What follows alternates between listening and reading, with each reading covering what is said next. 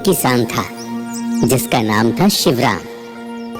पत्नी का नाम था गंगा देवी। शिवराम के खेत बंजर पड़े थे। घर में खेती करने वाला उसके सिवा और कोई नहीं था। वृद्ध होने के कारण वो मजदूरी करता था।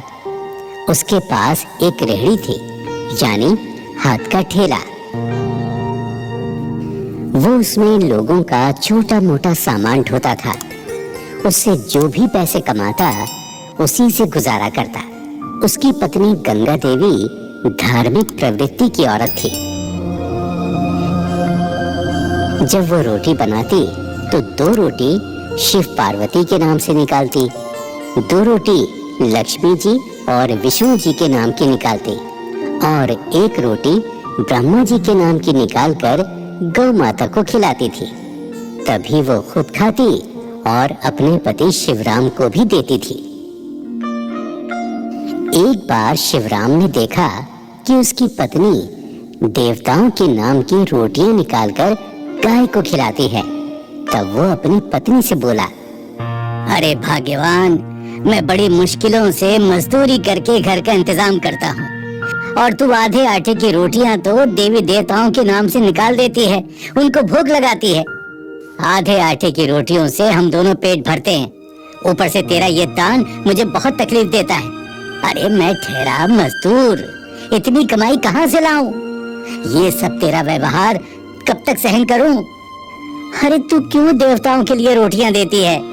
सुनो जी, जिन देवताओं की बदौलत हमें रोटियां मिलती हैं, हम उनको भोग क्यों न लगाएं? जिस दिन तुम्हें मजदूरी नहीं मिलेगी तब हमारे साथ साथ देवी देवता भी भूखे रहेंगे, तो वो भोजन की व्यवस्था करेंगे जिससे हमें और देवता दोनों को भोजन मिलेगा। आपको भी मजदूरी मिलेगी और हमारे सारे काम भगवान बनाएंगे। इसलिए सुनो जी, तुम अपना काम करो और मुझे मेरा काम करने दो, इसी में हमारी भलाई है। हाँ, तू सही कहती है। वैसे तो गंगा, आज तूने मेरी आंखें खोल दी हैं। अब मैं तुझे नहीं रोकूंगा कभी भी। तुम मेरी कमाई में भगवान का हिस्सा जरूर निकाला करो। उसकी इच्छा से हमारे सारे कार्य जरूर सफल होंगे। अच्छा, मैं चलता हूँ अपनी मजदूरी करने। अच्छा ठीक है, और सुनो, शिव का ध्यान करते रहना, प्रभु आपकी रक्षा करे। हाँ हाँ, अरे तू चिंता मत कर, मैं शिव का ध्यान करता रहूंगा। देवताओं पर विश्वास करने पर शिवराम को आज और दिनों से ज्यादा मजदूरी मिली और पैसा भी बहुत कमाया। अरे कहाँ हो गंगा? ओह गंगा, देख आज मैंने बहुत से पैसे कमाए। ये देख, ये सारे पैसे तू रख ले। मैं तो कहती हूँ भोलेनाथ और विष्णु ब्रह्मा जी की कृपा से आपकी कमाई में वृद्धि हुई है। हाँ हाँ, तुम ठीक कहती हो गंगा। अब एक काम करते हैं, इन पैसों में से जितनी हमारी जरूरत है उतने रख लेते हैं। बचे हुए पैसों को हम मंदिर में दान कर देते हैं। अजी, तुमने तो मेरे मुंह की बात छीन ली। मैं भी यही चाहती हूँ।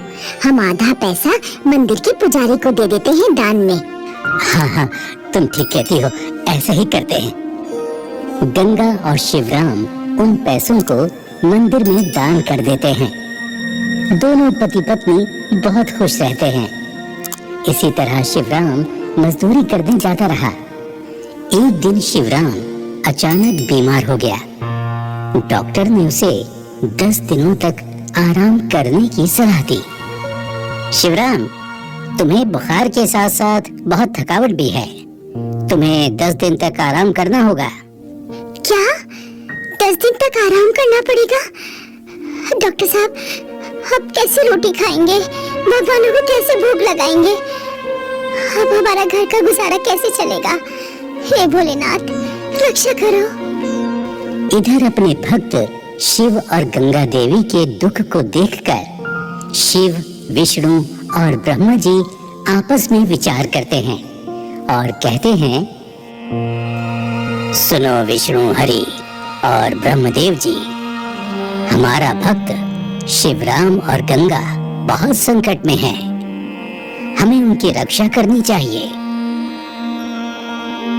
हे महादेव, आज्ञा दें, हमें क्या करना चाहिए? मैं स्वयं किसान बनकर शिवराम के खेत में हल चलाऊंगा। विष्णु देव तुम इंद्र को आदेश देकर खेतों में बारिश करा दो और ब्रह्मदेव अन्नपूर्णा देवी से खेतों में अन्न की व्यवस्था कराएं। इससे शिवराम के खेतों में अच्छी फसल होगी। इस प्रकार तीनों देवताओं ने